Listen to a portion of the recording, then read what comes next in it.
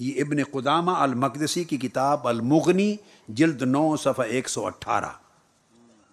اسی طرح قرآن مجید میں آپ کو معلوم ہے سورہ المائدہ آیت نمبر 5 میں والمحصنات من المؤمنات والمحصنات من الذین اوتوا الکتاب، کتابیہ یہود و نصارہ کی جو کتابیہ عورتیں ان سے نکاح کا جائز ہونا، یہ قرآن مجید کی نص ہے۔ مگر سیدنا فاروق اعظم رضی اللہ تعالیٰ عنہ کا زمانہ تھا، نص قرآنی سے کتابیہ سے نکاح جائز ہے۔ حضرت حذیفہ نے ایک یہودیہ سے نکاح کر لیا، حضرت ابو بکر الجساس نے روایت کیا احکام القرآن میں بطور استدلال کے۔ آپ کو خبر ہوئی، آپ نے حکم دیا کہ اس کو طلاق دے دو، علیحدگی کر لو۔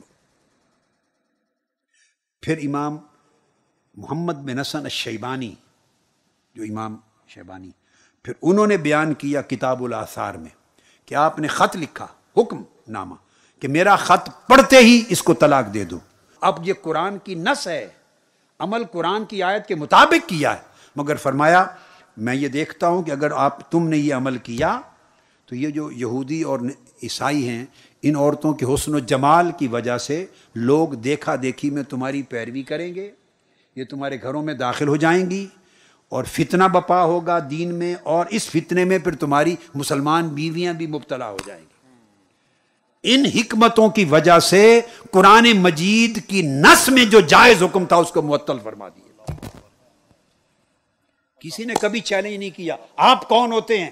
قرآن جس کو جائز کہتا ہے آپ حکمتوں کی وجہ سے اس کو منع کر رہے ہیں؟ نہیں۔